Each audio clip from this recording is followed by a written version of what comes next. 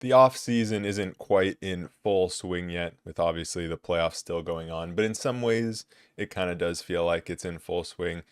As each team gets eliminated, you get all like the rumors and kind of the noise around that team that got eliminated going into the offseason. I think the prime example is the Cleveland Cavaliers, where they lose and it's like Darius Garland's unhappy. Donovan Mitchell's maybe unhappy. Oh, wait, now he's saying he's happy. Jarrett Allen, people are upset with him because he didn't play through injury. He could be available to be traded. Evan Mobley's getting a max. Like, that's the extreme example. But, as each team gets eliminated, there's more and more news. And so I figured now's a good time to kind of go through it in how it relates to the Kings, the things that relate to the Kings. So we're going through some recent Kings news, and I think the best place to start is the news that most directly relates to the Kings, and that's the talk around a Mike Brown extension. Obviously, Mike Brown finishing up his second season as the Kings head coach, and he has been the best Kings head coach since Rick Adelman, pretty clearly. And I don't know how many other coaches have gotten an extension in Sacramento. I mean, there have been some good coaches like Mike Malone, but then he got fired. Dave Yeager, kind of same thing. I don't know if anyone's been extended. I would have to look into that. But the talk around Mike Brown is that he wants around a $10 million per year contract extension. And, I think Monty Williams going to the Pistons on that massive deal kind of shook some things up in terms of the coaching market. But for me, you absolutely give Mike Brown the $10 million because what he's brought to this organization, it's just the professionalism, the accountability that this team just lacked for so long. Like it was just a complete turnaround. And obviously there are other people involved in that, other factors, getting better players in, Monty McNair in the front office just being better and providing that professionalism. But just, from an off court perspective, Mike Brown has brought so much to this team. And I think he's just someone that like we as fans can look to and believe in and trust. And it just feels like we've had so little of that. And so I absolutely want him extended as soon as possible. Hopefully that gets done this offseason. When you look at that $10 million per year figure, there was a rumor that Tom Thibodeau was also looking for a similar number to that. And I think that, makes sense. Like that's the number that coaches like Mike Brown or Tom Thibodeau are getting, two good coaches. I think there's a lot of things that you can compare between the Kings and the Knicks. They kind of, the two teams kind of came up at the same time in a similar way with like a star point guard and then a star front court player. And it was kind of crazy all the similarities that the two teams had. And since, recently the Knicks have kind of surpassed the Kings for a couple reasons. One, just the Eastern Conference is obviously much weaker. But two, they just had more assets to play with and they went out and got OG Anunoby. But I think when you look at what Mike Brown and Tom Thibodeau have both done to the two teams, I think it makes sense that they would be right around the same number in terms of what they're worth. And I just really hope that this contract extension gets done because we're finally in an era of Sacramento Kings basketball where there is some stability. And we just hadn't had that for so long. And so I want that to continue. And I think extending Mike Brown is how you do that. When you look at the on-court results, obviously they've been great. The team overachieved from expectations in his first year, and then they ran it back with a similar roster and achieved similar results, and with more injuries towards the end of the season. And so I think that makes sense. He improved the defense in the second year, and I think you've seen the progress of this team. And so he's only provided good results with the team that he's been given. And so I just absolutely love Mike Brown and want this extension to happen.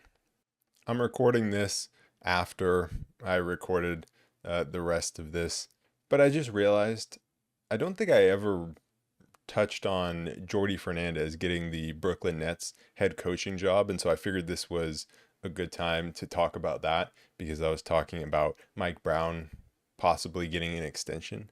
And so maybe I did talk about that earlier at some point. I can't remember.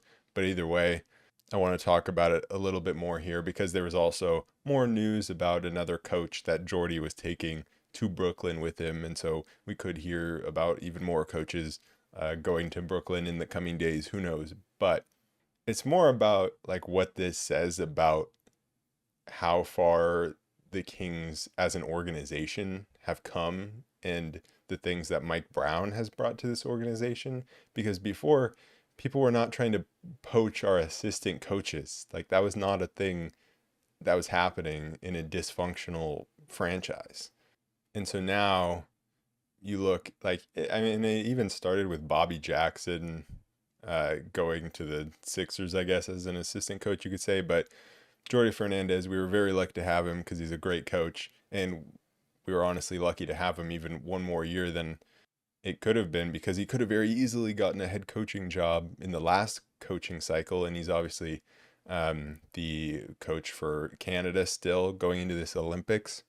But I think it's great that other teams are looking at what we're doing and seeing like we want a little bit of that. And Mike Brown is bringing in the right people to help coach this team, bringing in good people and also helping those coaches improve. And so I think it can only be seen as a good thing that we have an assistant coach that goes and gets a head coaching job elsewhere. And it's not all Mike Brown, but I think he has definitely had an impact. But then you can also see like Lindsey Harding winning Coach of the Year in the G League, which is great. And at some point there was a rumor that she was in the running for the Charlotte head coaching job or getting interviewed possibly. And so I just think that's great that now we have this stability and we have some great people within the organization now.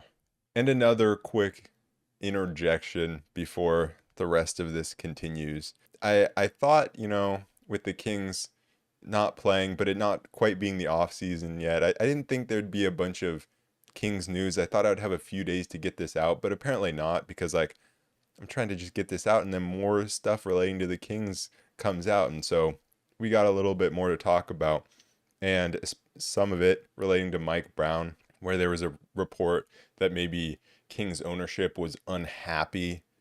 And it got taken out of context from James Ham's article and kind of went national, I guess you could say. But, the whole thought of them, the ownership possibly being unhappy with Mike Brown, like possibly, or being unhappy with it, with where we're at is stupid. Like, let's just be honest. Like, I think that's stupid just because I think, Mike Brown, with the pieces that he was given, got us very similar results to last year. And I think that's about what could be expected. But I do think he will get extended, and I'm not like too worried about anything being said. But of course, if you don't continue to get results, or if you don't make the playoffs next year, or at least don't have very good reason to not make the playoffs, even with where the West is at, of course, ownership is going to be unhappy. Like that's how the NBA works. But where we're at with Mike Brown, I think he's going to get extended and it's going to be fine. And that got way overblown. So not worried about that. But then another piece of news that dropped when I'm recording this is the All-NBA teams. And so Domantas Sabonis made All-NBA third team. De'Aaron Fox did not make an All-NBA team as expected.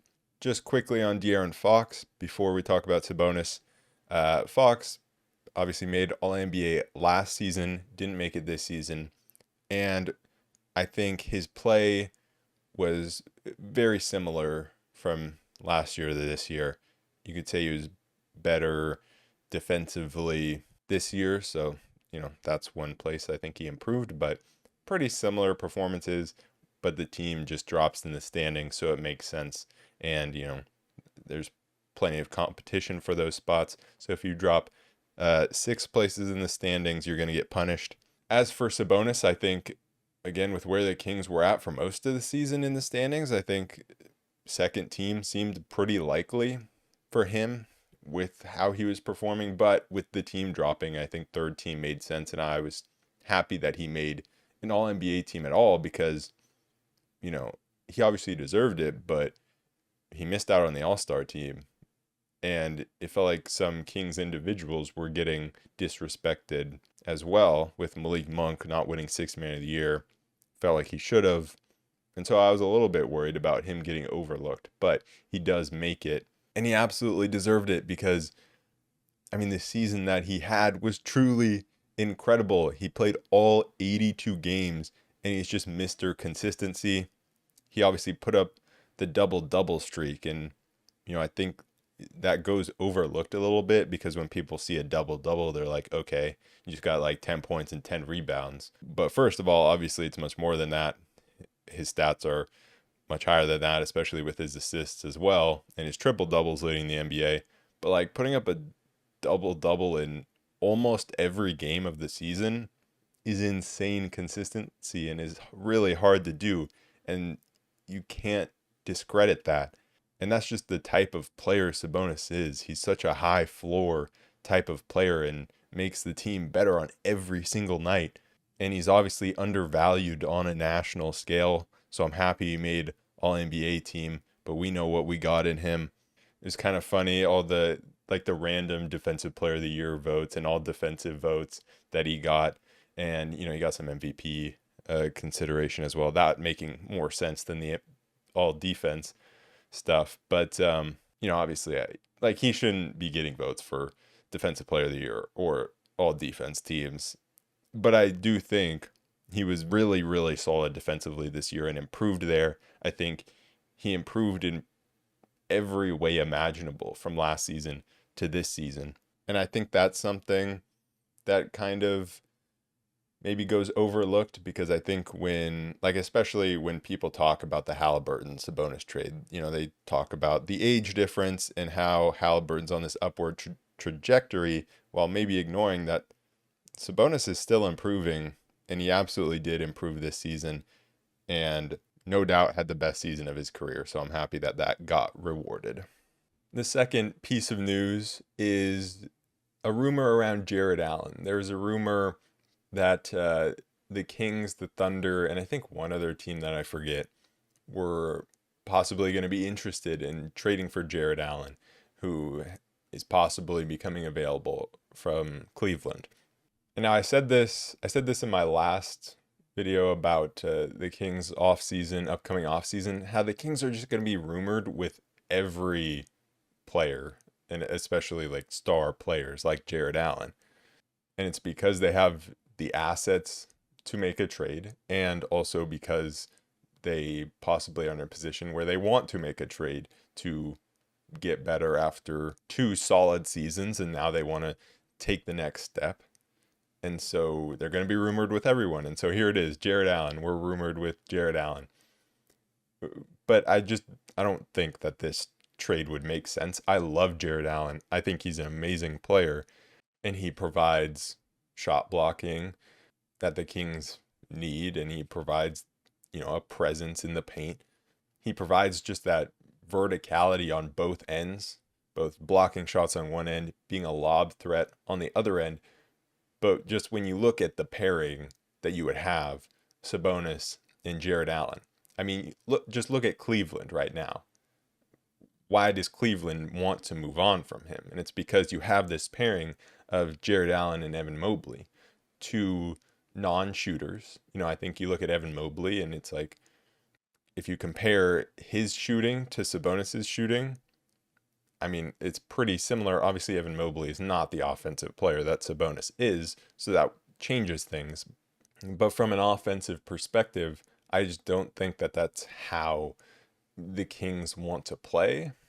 When you look at it defensively, again, if you're comparing Sabonis to Evan Mobley, obviously Sabonis a much worse defender, and so you're playing with 2 bigs. Sabonis can play on the perimeter and is actually I think a better perimeter defender than most think, and it would also allow him to defend guys like Zion and Giannis, which we saw the Kings start to do in the second half of last season, and it worked pretty well, and Sabonis was doing well in that role.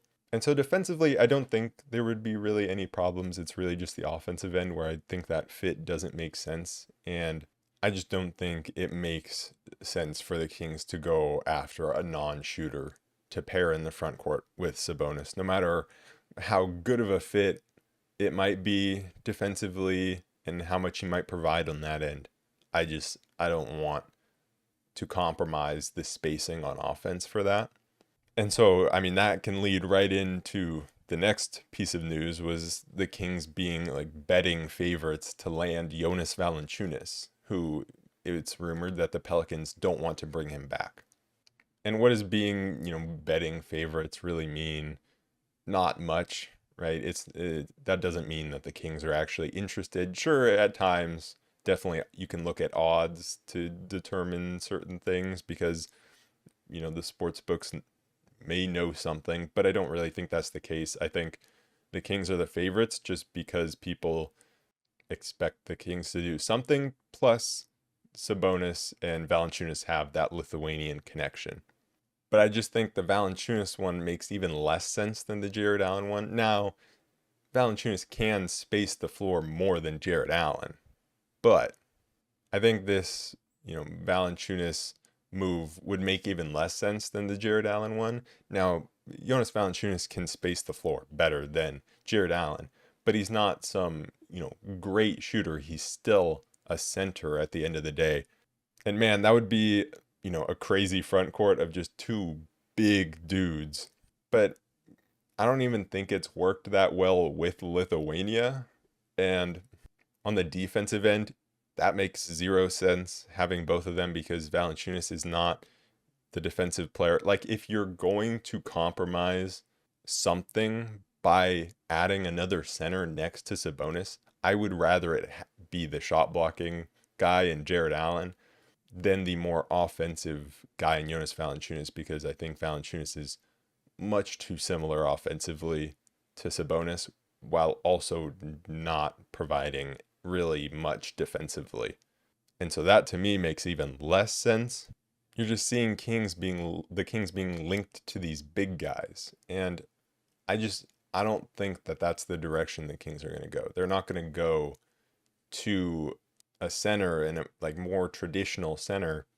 I have heard the take that people think Sabonis is better as a 4. One, what does that really even mean? Just the modern NBA, what does being a 4 versus a 5 even mean? He's still going to be playing the same role regardless. I think what people mean by it is they want to pair another big guy with him. And sure, if you find the perfect big guy that can block shots and shoot threes, then great. But that's pretty rare. So I think it's more likely you're going to find a smaller guy, more of a wing player that can play alongside Sabonis and Keegan Murray in the front court. And so I guess that kind of leads into the next two guys that have been rumored to be available. And those two guys are Mikal Bridges and Brandon Ingram. And so we can start with Mikal Bridges. Bridges is on a very team-friendly contract. He has 2 more years left on it, and it's about 23, 24 million. So that's a great deal for someone of his caliber. And I think with the Nets, what you've seen with Mikal Bridges is he's not a number 1 option. He very much fits the Kings timeline. I'm not too worried about getting someone that fits the timeline perfectly, but he does fit the timeline perfectly. So that's a bonus. And he hasn't been the same defender in Brooklyn that he was in Phoenix, but I think that's just about role. And so I think if he would be the perfect guy to slot into a role on the Kings where he doesn't have to be the number 1 or number 2 guy offensively, but he does have great offensive capabilities while also being a great defender. I think the only worry there is he doesn't really slide into the 4 spot. And so are you sliding him into the 2 spot? That's definitely a possibility. If you're looking at a lineup of Fox, Mikal Bridges, Keegan Murray, and Sabonis, and then it's just what do you do with that final spot? Are you just playing smaller and playing Keegan at the 4? Or are you still looking for, I'm sure they would still be looking for a 4, but do you find that for is a whole different question. But I think if you have the opportunity to go get Mikal Bridges, you do it, because I really think he fits perfectly on this team. But so then it comes down to the cost. And I think the Nets, they had a lot of confidence in him and thought maybe he could be a number one guy, which just, didn't turn out to be the case. And so now maybe they're looking to get younger. And so what's the cost? One, it's not Keegan Murray, right? Like, no. And so then there was a rumor about the Rockets offering Jalen Green plus their draft picks back. If that's the case, I don't think the Kings are outbidding that. And so if that's the price, then it's just not happening. But I would definitely be willing to offer up most of the Kings' draft picks that's available to go get Mikal Bridges, along with some players to match the contracts, whether that's Harrison Barnes, Kevin Huerter, plus another young guy, whether that's Colby Jones, Keon Ellis, somebody like that. So I think it would be the perfect fit, but I'm just not sure the Kings, if that rumor about what the Rockets are offering is true, I'm not sure the Kings really have the assets to compete with that. Who the Kings do have assets to compete for is Brandon Ingram. He has 1 year left on his deal, which makes him cheaper. And really what makes him cheaper is who wants to offer him a max deal, because that's what he's going to be looking for. The Pelicans don't want to pay him that. And the Pelicans seem like they want to move on from him and just build around Zion. I don't know why they didn't do this last offseason if they were going to do it, but I think trading Brandon Ingram does make sense for them. And so the problem is, do the Pelicans want picks? I'm not so sure. Like, do they want players? Because Trey Murphy is going to be the guy that's going to slide into the starting lineup. And so they still have a very good starting lineup intact. And so I don't think they're going to get a big haul for Brandon Ingram. And so I think the Kings have the draft capital to be able to go out and get him. And so it becomes a question of, are you willing to put the money into him? It's not really about the cost to get him. It's more about the cost to have him stay. And so if he's willing to even stay, are you willing to give him a max deal? And for me, the answer would absolutely be no, because the Kings would become a very expensive team. Fox, Sabonis, Ingram, and then whenever you extend Keegan Murray, you're all in on that. There's nothing you can do to get out of that, pretty much. And I don't think that that's where you want to go all in. I don't think Brandon Ingram is reliable enough or brings enough to this team to be able to say that is the core that we want to go with. Don't get me wrong, he's a good offensive player, and especially playing off of Fox and Sabonis, I think he would be great offensively. I just think, the role that he would play next to Keegan, like, they would be similar, and it's okay, but he's not really providing that shot blocking presence. And so again, are you trying to play him at the 2 and go and get a better defensive player? I think it makes our defense worse. I mean, it wouldn't make the defense worse if you just insert him for Harrison Barnes. Like, it's not going to make us worse there. But I think if you're looking at inserting him into the starting lineup, I think it makes it worse than what it could be and what maybe it should be. If you're adding a player like Mikal Bridges, he would make the team better. There's no doubt. But I don't think he makes the team better enough to be able to commit to a max deal and be like, that's the core that's going to win us a championship. I don't really believe in that. And so out of the 4 guys that I've talked about, Mikal Bridges is the guy that I would want the Kings to get. The problem is, I think he's also the guy that every other team wants to get, because he's just someone that is so adaptable and can fit into practically every single team. And so the cost is probably too high. I mean, obviously, if the Kings really wanted him, just trade Keegan Murray for him and then you can get him. But that doesn't make any sense to me, because then I just don't think you're really making any improvements, at least not any improvements to be able to step into that next tier of team. But this is kind of why I said, don't just expect the Kings to make a move this offseason, because you look at the guys available, and the Kings would have to really like one of the guys that's available on the trade market to go and make that trade, because they still have a little bit of time. They still have the 13th overall pick that they can make. And if they hit on that pick, that gives them another asset. And I think that's really important, is hitting on the 13th overall pick, so that either it makes someone else expendable, or you can trade that player as a young prospect, which is kind of what the Kings lack a little bit of, is a player that would really entice another team to make a deal, because Keegan Murray is off the table. And so it's like, who's the young guy that you're going to trade to entice that other team to do your deal, as opposed to all the other teams, because the other teams have draft capital too. Anyways, that is it for this episode of the Roll Report. If there's any more news relating to the Kings, I'll be right back here. I'm definitely going to sometime in the future talk about a little more in depth about what the Kings could possibly do with the 13th overall pick. So stay tuned for that, and I will see you guys then. Peace.